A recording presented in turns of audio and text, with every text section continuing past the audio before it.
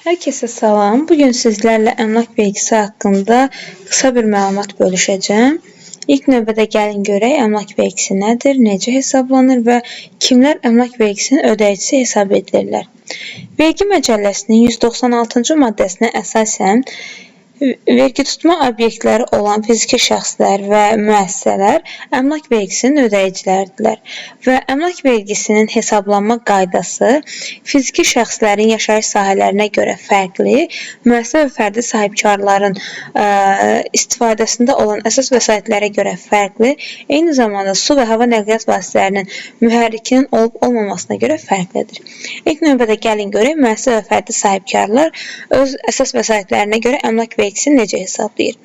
Vergi Məcəlləsinin 201-ci maddəsinə əsasən, əgər vergi ödəyicisi ötən ildən əmlak vergisinin ödəyicisidirsə, bu zaman ilin əvvəlinə olan əsas vəsaitlərin qalıq dəyəri ilə ilin sonuna olan əsas vəsaitlərin qalıq dəyəri toplanır, hansı ki, burada ilin sonuna olan əsas vəsaitin qalığı deyilən zaman amortizasiya məbləği çıxılandan sonra olan dəyər nəzərdə tutulur. 2-yə bölünür, əsas vəsaitlərin orta illik qalıq dəyəri aşkar edilir. Daha sonra 1%-ə vurulmaqla illik ödənəcək əmlak vergisinin məbləği müəyyən edilir. Gəlin buna məsələdə daha dəqiq baxaq. Eyni zamanda bir şey də qeyd edim ki, Vergi Məcəlləsinin yenə 201-ci maddəsinə əsasən, əgər vergi ödəyicisi ötən ildə əmlak vergisinin ödəyicisi olmuşdursa, bu zaman ötən il ödədiyi məbləğin 20% həcmində rüblük ödəmələri həyata keçirilir. Bu isə ilin sonunda ödəyəcəyi məbləğdən azaldılır. Gəlin buna məsələdə daha dəqiq baxaq.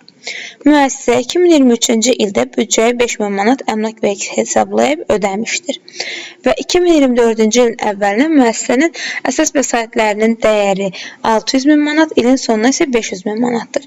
Bu zaman bizim ödəməli olduğumuz vergini tapmaq üçün ilk növbədə 600 min manat ilin əvvəlinə olan qalıqla 500 min manat ilin sonuna olan qalıq toplanır, 2-yə bölünərək əsas vəsaitin orta illik qalıq dəyəri tapılır və daha sonra 1%-ə vurulmaqla illik ödəyəcəyimiz əmlak vergisinin məbləği müəyyən edilir və görürük ki, bizim ödəyəcəyimiz il ərzində olan əmlak vergisi 5500 manatdır. Lakin ilin sonuna kimi bizim artıq dövlət büdcəsinə ödədiyimiz cari ödəmələr var. Bəs gəlin görək onu necə hesablamışıq? Məsələdə də qeyd edir ki, vergi ödəyicisi 2023-cü ilin sonunda artıq 5000 manat əmlak vergisi ödəyib. Deməli, həmin o 5000-in 20%-ni tapırıq 1000 manat. 4 rüb ərzində 1000 manat şəklində ödəmələr edir və ilin sonunda artıq 1000-i vururuq 4-ə, bizim 4 rüb ərzində 4000 manat ödəməmiz var. Buna görə də ilin sonunda dövlət büdcəsinə ödəməli olduğumuz 5500 manatdan artıq ödədiyimiz 4000 manata çıxırıq və yerdə 1500 manat qalır ki, bu bizim dövlət büdcəsinə yerdə qalan borcumuzdur və bununla da ödədikdən sonra vergi öhdəliyimiz azalır. Daha sonra, əgər müəssisə və fərdi sahibkar yeni yaranarsa və yaxud da ləğv edilərsə necə hesablanır? Əgər müəssisə yeni yaradılıbsa, yaradıldığı zaman ilin əvvəlinə olan əsas vəsaitin qalıq dəyəri ilə ilin sonuna olan əsas vəsaitin qalıq dəyəri toplanır, 24-ə bölünür və daha sonra yaradıldığı ay istisna olmaqla fəaliyyət göstərdiyi ilin sonuna kimi bütün ayların sayına vurulur. Baxın, gəlin görək məsələdə necə yanaşıb.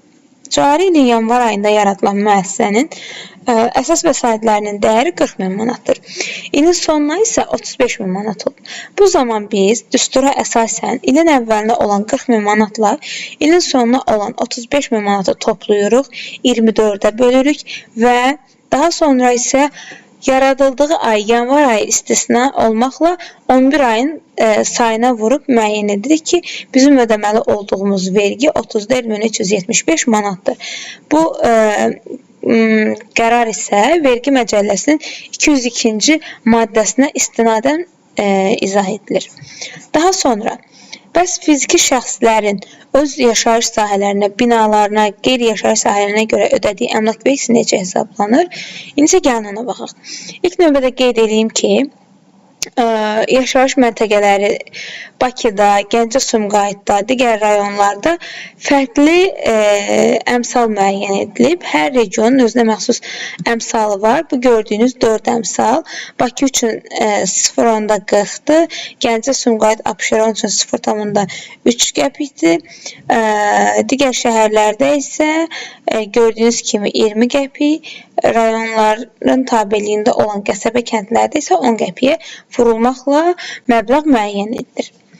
Və qeyd edeyim ki, bu vergi məcəlləsinin 199-cu maddəsinə əsasən əmlak vergisinin ödənilməsində bəzi güzəştlər və azad olmalar mövcuddur. Hansı ki, siz 199-cu maddəni oxusanız daha dəqiq şəkildə görə bilərsiniz.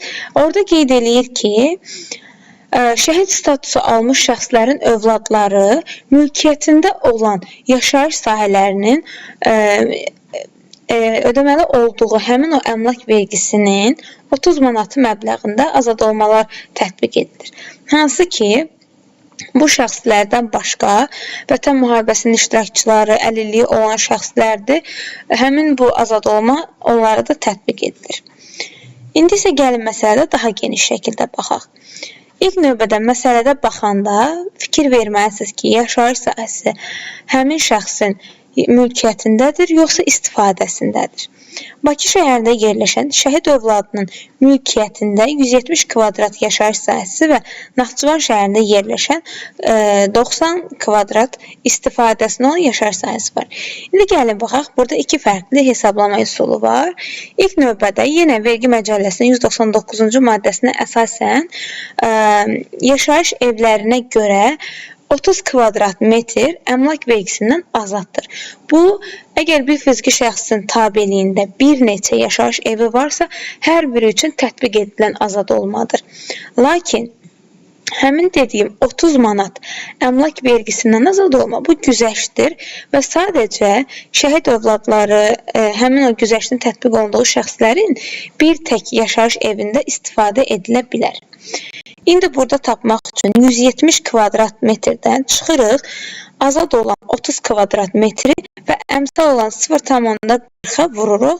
Daha sonra isə əldə etdiyimiz əmlak vergisinin məbləğindən, bu edir 56 manat və 56 manatdan da şəhid övladı olduğuna görə 30 manatı çıxırıq. Artıq hesablanmış verginin özündən 30 manat çıxılır sonda. Və bununla da bizim dövlət büdcəsinə ödəməli olduğumuz 26 manat əmlak vergisi olur.